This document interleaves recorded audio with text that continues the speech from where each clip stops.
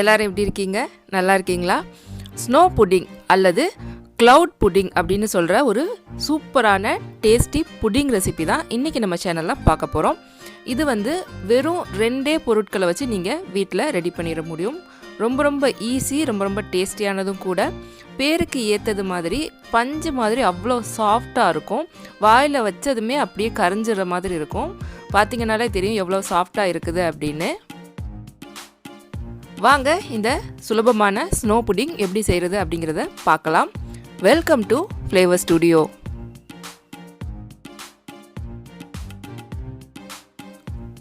இந்த snow pudding செய்கிறதுக்கு முதல்ல நம்ம சர்க்கரையை கேரமலைஸ் பண்ணி எடுத்துக்கலாம்.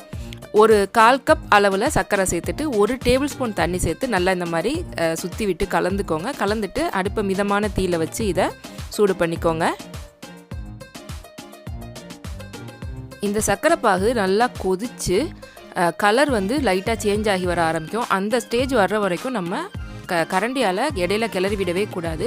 லைட்டாக கலர் சேஞ்ச் ஆக ஆரம்பித்ததுக்கு அப்புறமா நம்ம இதை இந்த மாதிரி மிக்ஸ் பண்ணி விட்டு கொதிக்க விட்டுக்கணும்.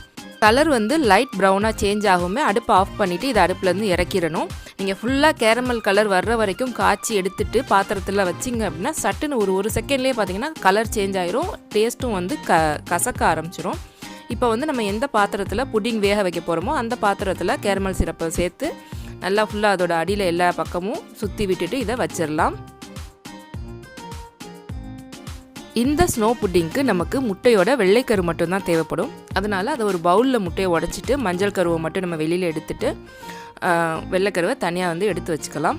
மொத்தமாக ஒரே அடியாக 3 முட்டையும் உடச்சிட்டு மஞ்சள் எடுக்கலாம் அப்படின்னு நினச்சிங்கன்னா சம்டைம்ஸ் ஒரு முட்டை மஞ்சள் கரு உடஞ்சிரும். மஞ்சள் கரு மிக்ஸ் ஆகக்கூடாது. அதனால் நம்ம சின்ன பவுலில் முதல்ல முட்டையை உடச்சி ஊற்றிட்டு மஞ்சள் இந்த மாதிரி லைட்டாக தனியாக பிரித்து எடுத்துக்கலாம்.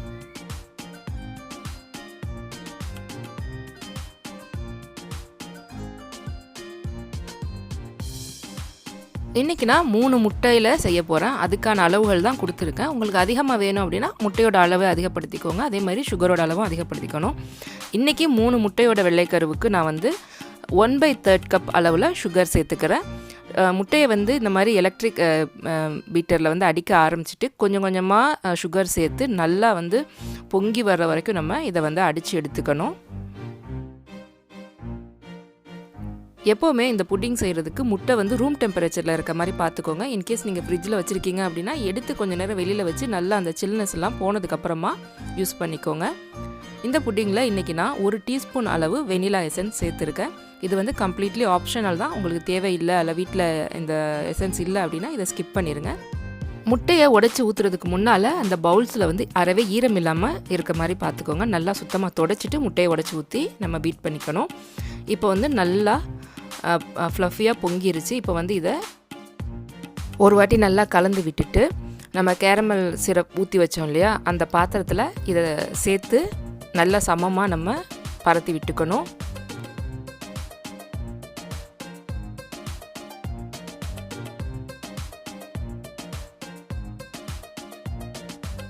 இந்த ஸ்னோ புட்டிங் ஆவியில் தான் வேக வச்சு எடுத்துக்க போகிறோம். அதனால் ஒரு பாத்திரத்தில் தண்ணி கொஞ்சமாக ஊற்றிட்டு அதில் ஒரு ஸ்டாண்ட் வச்சுட்டு அது மேலே இந்த மாதிரி ஒரு ஸ்டீமர் பிளேட் இருக்கு இல்லையா அதை வச்சுட்டு நம்ம ரெடி பண்ணி வச்சுருக்க புட்டிங் மிக்ஸ்சரை இதில் வச்சு நம்ம வேக வச்சு எடுத்துக்கணும். இதையும் ஒரு மூடியால் மூடிடுங்க. சின்ன ஓட்டைகள் இருக்கிற மூடியாக இருந்ததுன்னா பெட்டராக இருக்கும் ஆவி உள்ளே போகிறதுக்கு. இப்போ இதை மூடிட்டு நம்ம நார்மலாக அந்த பாத்திரத்தோட மூடியும் போட்டு மீடியம் ஹையில் வச்சு 15 நிமிஷம் நம்ம இதை வேக விட்டுக்கணும். நார்மலாக கேக் செய்யும்போது நம்ம இந்த மூடியில் இருக்கிற சின்ன ஓட்டையை டிஷ்யூவால் அடைப்போம். பட் இதுக்கு நம்ம அடைக்கணும்னு அவசியம் இல்லை. ஏன்னா நம்ம இதை ஆவியில் தான் வேக வச்சுக்க போகிறோம். இப்போ 15 நிமிஷத்துக்கு அப்புறமா நம்ம இதை ஓப்பன் பண்ணி பார்த்தோம் அப்படின்னா கரெக்டாக வெந்திருக்கும். ஒரு சின்ன டூத் பிக்கால் அதோட சென்டரில் இன்சர்ட் பண்ணி பாருங்கள். நடுவில் ஒட்டாமல் வரணும். அப்படி இன்கேஸ் ஒட்டிக்கிட்டு வருதுன்னா இன்னும் ஒரு ஃபியூ மினிட்ஸ் வேக வச்சு நீங்கள் எடுத்துக்கோங்க.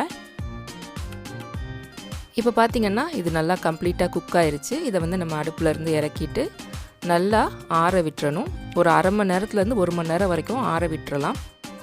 இல்லை இது நீங்கள் உடனே சர்வ் பண்ணணும் அப்படின்னு நினச்சிங்கன்னா ஒரு ½ அன் ஹவர் நீங்கள் ஃப்ரிட்ஜில் வச்சுட்டு கூட சர்வ் பண்ணலாம். சட்டுன்னு கூல் ஆயிரும். இதோட ஓரங்களெல்லாம் ஒட்டாமல் அதுவாகவே ஆட்டோமேட்டிக்காக தனியாக பிரிஞ்சு வந்துடும்.